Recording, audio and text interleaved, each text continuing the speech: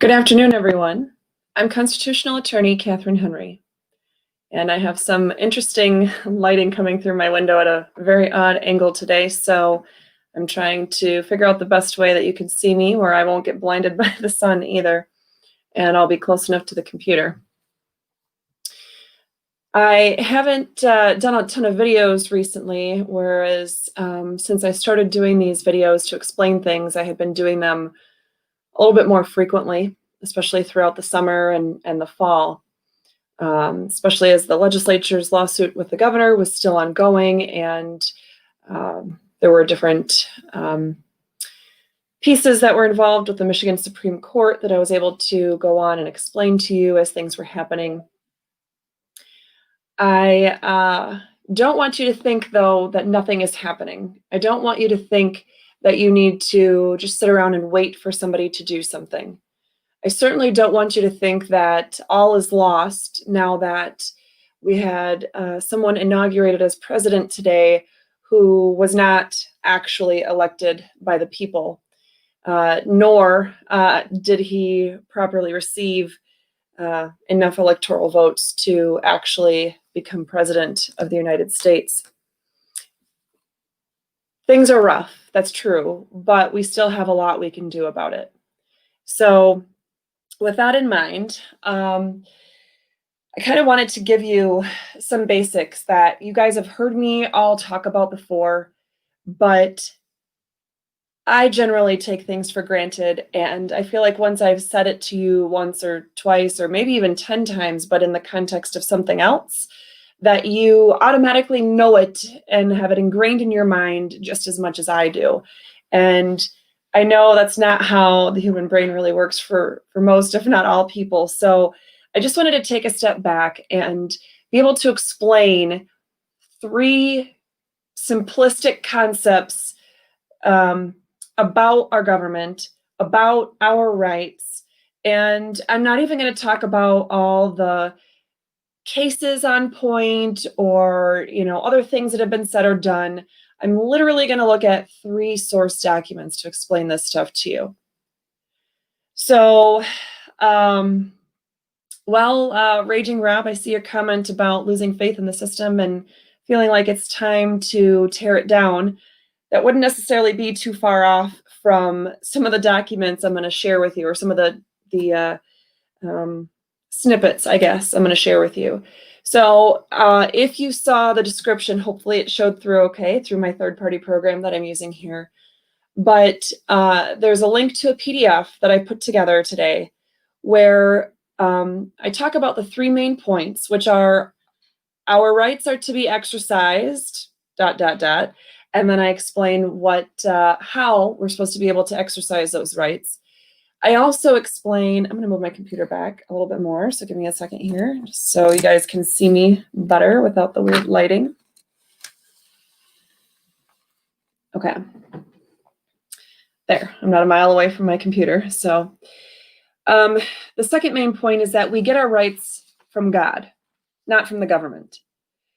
And the third main point is that government has no authority except the authority that we give them, specifically through the Constitution, either the U.S. or the state constitution. They have no authority. They cannot act unless we give them that specific authority to do so in either the state or federal constitution.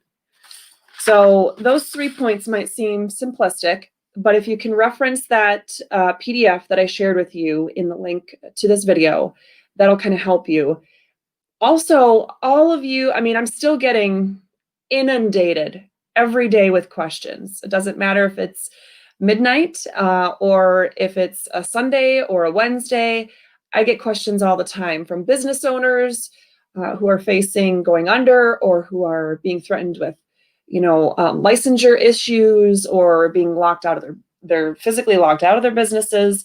I'm being, contacted by parents of kids that are, going through some challenging things in school or a variety of other things.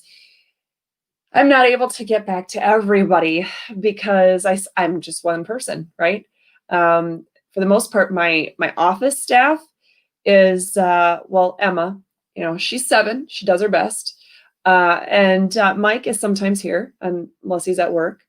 And I do have some volunteers that are still with me in the sense of the greater project, Restore Freedom with Catherine Henry, but I don't have office staff per se. So do know that your concerns and your problems and your issues that you're trying to connect with me are very important. And I want to help each and every one of you. And some of you I'm still going to be able to get back with, but some I'm just simply not. And so if you're someone that either is still waiting or may not be able to get specific help from me, please utilize this information that I'm sharing today to help you fight the fight that you have at that particular moment in time. Don't think of this as something that you just want the simple, easy answer and you want to be able to plug it in somewhere on a form and then voila, everything is fixed, because it's not going to be that way. Never in a million years would any of us thought a year ago that we would have, Joe Biden as president, or that we would have a society where masks are mandated to be anywhere in public, where you're being told who you can have in your own home, or if you can even go to a government building to participate in any kind of government function whatsoever. And the list goes on and on and on. We are in some crazy times, and it is super important that you realize the answer to any of your questions that any of you have for me is complex. It starts with these simple principles, though, that I'm going to share with you today. I mean, it really does integrate something out of here, if not all of it, in every single response that you have to an entity or, a government agency, a government official who's trying to usurp their powers and take away your rights in any way. Reference this, because this is the key. So let's start with how our rights are supposed to be exercised. Well, there's 9 basic things. And let me tell you, the only 3 documents I referenced were the Declaration of Independence, the U.S. Constitution, and the Michigan Constitution. And although I do have a lot of people, watchers, supporters, etc., who are from outside of Michigan, please know that our state constitution is largely similar to a lot of other state constitutions. Minnesota, for example, where I used to practice law. So when I reference something in our state constitution, dig around in your own constitution and see what's there if you live in a state other than Michigan. So our rights are supposed to be exercised, number 1, undiminished. Undiminished. That doesn't mean they could just decide however they'd like to diminish our rights. They could tell us how and when we can exercise them. The only way that they can exercise a power to diminish our rights is only if we're exercising our rights in a way that is diminishing the rights of others. They don't have some inherent authority to just diminish our own rights. We can only exercise our rights to the extent that we're not prohibiting others from exercising their own rights. So in and of itself, our rights get to be exercised undiminished. Where do I get this from? Our state constitution it's written right in the preamble. The preamble meaning it applies unquestionably to the entire document. Also, if you look at our state constitution, Article 1, Section 4, and our state constitution, Article 5, Section 29. All of those combined will tell you that we have the right to exercise our rights, all of our rights, undiminished. Number 2, we also have the right to exercise our rights unrestrained. That word is specifically found in our state constitution, Article 1, Section 5. And we're supposed to be able to exercise these rights unabridged. I find that in our state constitution, Article 1, Section 5, our U.S. Constitution, First Amendment, the 14th Amendment, both in Section 1 and in Section 2, the 15th Amendment, the 19th Amendment, the 24th Amendment, and the 26th Amendment, unabridged. Very important concept. Meaning you can't just shorten or truncate our rights or modify them as you see fit when you're the government. No, we have our rights exercised by us unabridged We just can't exercise our rights to the extent that we are abridging the right of others to exercise their own rights. Uninfringed, we have the ability and the power and the authority to exercise all of our rights given to us by God, uninfringed. And you can find the authority for that in our state constitution, Article 1, Section 17, and in the Second Amendment of our U.S. Constitution. And we're supposed to be able to exercise these rights, of course, unviolated in any way. Article 5, Section 8 of our state constitution and in the Fourth Amendment to our U.S. Constitution say that. So I moved so the sun wouldn't be giving me this weird glare and you guys could see me okay, but I realized I'm going to move over here a little bit more. We are not to be denied exercising our rights in any way. You can find this in our state constitution, Article 1, both in Section 2 and in Section 23, in our U.S. Constitution, 9th Amendment, and in the 14th Amendment, both in Section 1 and in Section 2, our 15th Amendment, our 19th Amendment, our 24th Amendment, and our 26th Amendment. We're supposed to be able to exercise these God-given liberties undeprived in any way. Our state constitution, Article 1, Section 17, and our U.S. Constitution, 5th Amendment and 14th Amendment. We are supposed to be able to exercise these rights in a way that is both unabused and unusurped. And it says that in our Declaration of Independence. But what about these rights? Okay, where exactly do they come from? They do, in fact, come from God. We get our rights from God, not the government. And although I'm not telling you, hey, don't ever read the Bible, that's not important.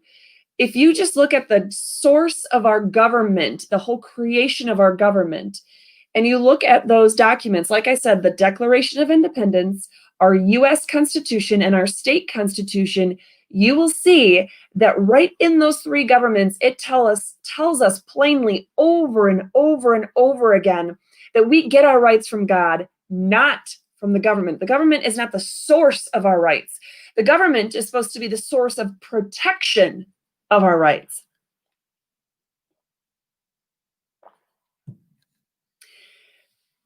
The people of the United States are entitled to, quote, separate an equal station by the laws of nature and of nature's God. That's written in our Declaration of Independence.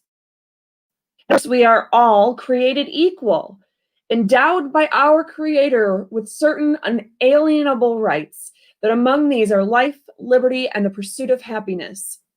That to secure these rights, governments are instituted among men. Of course, that is also from our Declaration of Independence. And when the government is destructive of securing our rights, it is the right of the people to alter or abolish it. That too is in our Declaration of Independence. When the government abuses our rights and usurps its authority, it is our right, it is our duty to throw off such government and to provide new guards for our future security. These are not just old words written on a, crumpled up, dusty sheet of paper somewhere. These are the very words of our Declaration of Independence that men and women died for. We, the people of the United States, in order to secure the blessings of liberty to ourselves and our posterity, do ordain and establish this Constitution for the United States of America. That's written right in the Preamble of the United States Constitution. And here in Michigan, we, the people of the state of Michigan, grateful to Almighty God for the blessings of freedom and earnestly desiring to secure these blessings undiminished to ourselves and our posterity, do ordain and establish this Constitution. That, of course, is written in our state constitution preamble. And the enumeration in the Constitution of certain rights shall not be construed to deny or disparage others retained by the people. That's written In the Ninth Amendment to the U.S. Constitution, also the exact words with slightly different punctuation is written in Article 1, Section 23 of our state constitution. Again, we enumerated certain rights for specific protection in our state and federal constitutions. But enumerating or listing those rights does not somehow take away all the other rights given to us by God, because we are specifically retaining the rights given by God to us, the people. We are retaining the ones that we still don't even mention in the constitutions. The 10th Amendment of the U.S. Constitution says that the powers not delegated to the federal or state governments are reserved to the people or to the state governments. In other words, if we have the power, then we are the ones able to delegate, right? If we don't have any power, we wouldn't be able to delegate anything to create a state government or to create a United States government. But we do. We, the people, have that power. In fact, all political power is inherent in the people. That's from our state constitution, Article 1, Section 1. And in fact, our state constitution, Article 1, Section 4, tells us that every person shall be at liberty to worship God according to the dictates of his own conscience. And religion, morality, and knowledge are necessary to good government. That's our state constitution, Article 8, Section 1. Again, we get our rights from God, not from the government. And that whole series of things I just shared with you is proof right from the documents from the Declaration of Independence, the U.S. Constitution, and the state constitution that we do get our rights from God, not the government. But what's more than that, and something that we really need to remember, this probably in the present moment will give you the hope that you need. Like, what do we do now? The government's not doing this, the government's not doing that, or the government's, stopping us from doing this, or the government's taking away our rights left and right. They are, big tech is shutting us down. Okay, but let's keep these concepts in mind. Government has literally zero authority not given to them specifically in the U.S. or state constitutions. And by the way, if your state constitution gives the government power, but the U.S. Constitution says, I don't think so, don't forget that supremacy clause, because that means your state constitution is null and void on that point. So the constitutions are where the government has to see that it has the authority to do something before it does. In our Declaration of Independence, it says that one people may dissolve the political bonds which have connected them with another, and to assume the separate and equal station to which the laws of nature and the laws of nature's God entitle them. Again, these are all things that are going to show us that the government does not have authority except that which we, the people, give it. It also says to secure our unalienable rights, such as life, liberty, and the pursuit of happiness, governments are instituted among men, deriving their just powers from the consent of the governed. From the consent of the governed.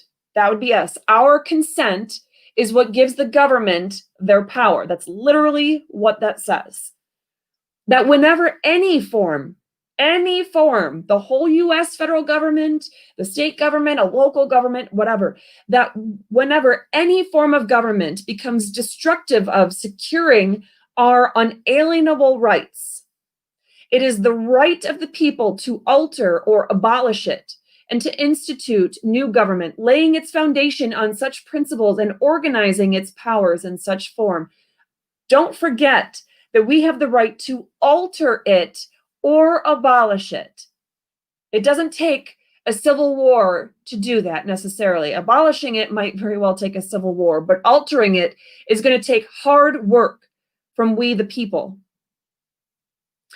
And it says in the Declaration of Independence, when a long train of abuses and usurpations pursuing invariably the same object evinces, I can't talk today, a design to reduce the people under absolute despotism, It is our right, it is our duty to throw off such government and provide new safeguards for our future security. Those are the words of our Declaration of Independence. Also, it says, necessity constrains them to alter their former systems of government. And then we move to the U.S. Constitution Preamble, where it states that we, the people of the United States, do ordain and establish this Constitution for the United States of America. We, the people, created this form of government. We did. They answer to us. You need to make them listen. The United States shall guarantee to every state in the Union a Republican form of government as guaranteed by Article 4, Section 4 of our U.S. Constitution. And keep in mind, a Republican form of government is that which the people retain the absolute authority, but we are simply delegating some of that authority to certain individuals in certain positions to do the daily tasks of running the government. Which literally the whole purpose of government is to secure our blessings of liberty. The Constitution and the laws of the United States, which shall be made in pursuance thereof, meaning the Constitution of the United States and any laws that abide by the Constitution, shall be the supreme law of the land. And the judges in every state shall be bound thereby. Nothing in a state constitution and nothing in a state law can be contrary to that and remain in authority. This doesn't say that judges always do abide by the Constitution. This says they have to, that they have no choice. Not that there's an exception for a pandemic. Not that there's an exception if they're afraid of, the people not liking Joe Biden as their president or not liking Whitmer as their governor or whatever the case may be. It says they have to abide by the Constitution. It also says that all state and federal senators, representatives, executive officers like governors, and judicial officers shall be bound by oath to support the Constitution of the United States. It says that in Article 6 of our U.S. Constitution. It also says, in order to prevent misconstruction or abuse of its powers, further declaratory and restrictive clauses were added to the Constitution. And as extending the ground of public confidence in the government will best ensure the beneficent ends of its institution. Those pieces that were added are known as the Bill of Rights. And what I just read to you is from the preamble to the Bill of Rights. But we also need to remember that the powers not delegated to the United States by the Constitution, nor prohibited to it by the states, are reserved to the states respectively or to the people. And that, of course, is in the 10th Amendment of the U.S. Constitution. Meaning we delegate powers to the government. We're delegating it. Every single thing that's been written out in every article of the U.S. Constitution is delegating a certain power to the federal government or to the state government. That's it. If they are not delegated any kind of authority or power from us, they don't have it. We still do. We, the people, do. No state shall make or enforce any law which shall abridge the privileges and immunities of the citizens of the United States. That is, of course, in our 14th Amendment to the U.S. Constitution. And all officers, legislative, executive, and judicial, before entering the duties of their respective offices, shall take and subscribe the following oath or affirmation. I do solemnly swear that I will support the Constitution of the United States and the Constitution of this state. That is found in the Article 11, Section 1 of our state constitution. What does this all mean? It means that literally the government, I don't care if it's the president of the United States or your local township clerk or your city council or school board or MDHHS, anything, the CDC, none of it. None of them can act without authority expressly given to them in the US or state constitutions. So what if they have a law that gives them the authority? Oh, say like the MCL 333.2253 or 2453 that tries to give the state government or our local government health department the right to stop us from assembling for any purpose. Wrong. They don't have the authority. Why? Because we have the right to assemble, among other things, written right in the Constitution, both our state and federal Constitution. So they have zero authority. In fact, the MDHHS director himself is an executive official. And as an executive official, he is bound by a constitutional oath required to him by the United States Constitution and by our state constitution, not to mention MCL 15.151. There's no getting around it. If he doesn't like the state or federal constitution, he can go somewhere else. He certainly can't work in government if he's not going to abide by and support and defend the US and state constitutions. But that is what they say. So then what about these government orders? What about, an executive order or an emergency or epidemic order? But the government says, but the government does not have the authority. And who's going to point that out to them? Some court somewhere? When? In what year are they finally going to get off their butts and do their job? If you're looking for the, prosecutors to somehow prosecute these offenders of, violating their oath of office, I wouldn't hold your breath on that either. It's up to us in every single way imaginable, telling everyone that we know about the Constitution, telling everyone we know about our rights and where they come from. So yeah, you can definitely tell your friends and family and neighbors and coworkers that they need to read the Bible more. I'm not arguing against that. But for those that that don't think there's, they think there's this separation of church and state. They think that there's somehow the government has the authority over us and then we just have to do whatever the government says. Any of those things. I want you to think about these three main concepts that I shared with you today, the manner in which that we are supposed to be exercising our rights, the source of our rights, which is that we get our rights from God, not the government, and also the source of the power and authority of the government itself, which is we the people. The government literally has zero authority without we the people giving them specifically the consent to do those things. So please do read the Declaration of Independence again. Please read the state and federal constitutions and don't overlook any of these specific provisions. But if you're just going to focus on something for now, focus on the ones that I put in the PDF. Read them. Read exactly where I get them from. And at some point in the near future, I will be planning on doing another video to go over some other concepts. And it is my goal to essentially break down the US and federal constitutions in this way so that you can understand them in terms of main concepts and be able to apply them to whatever you need them. Let me see real quick. I do have to go.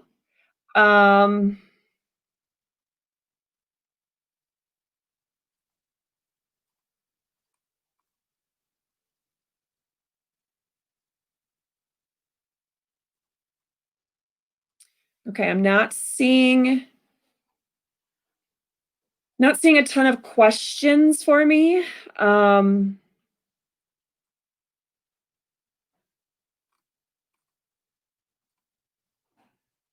Okay, so what if people don't abide by the Constitution? What if our government officials don't abide by it? That's really the basic overarching question that I'm seeing over and over again. Hold them accountable in whatever way possible. help to support people who are going to abide by the Constitution who want to run against them, or explain the truth of the situation, explain to people how they're violating the Constitution. Seek conversations with your local law enforcement, especially with your sheriffs. Talk to your sheriffs about the specific government actions you're talking about and how you think they violate the Constitution and exactly what you would like your sheriff to do about it, because it is a crime. It is a crime. For example, it is a crime under 18 U.S.C. Section 241 to conspire with anyone else to deny someone of their constitutionally protected rights. It's a crime. Not what the Constitution Law Group is trying to say, Section 242. That's a very specific thing. It's protecting people from having their rights denied on the basis of race or religion, a few things. I'm not even sure religion's in there. But 18 U.S.C. Section 241 is a federal statute. It's United States Code, and that is one that you can look at that says violating our rights is a federal crime punishable by up to 15 years in prison or by death if by doing that they actually caused serious injury or death to someone. So I do have to sign off for the night. I'm running late to an appointment, but I wanted to make sure to get this information out to you. And I hope that you share this video far and wide and that you make sure to share the PDF.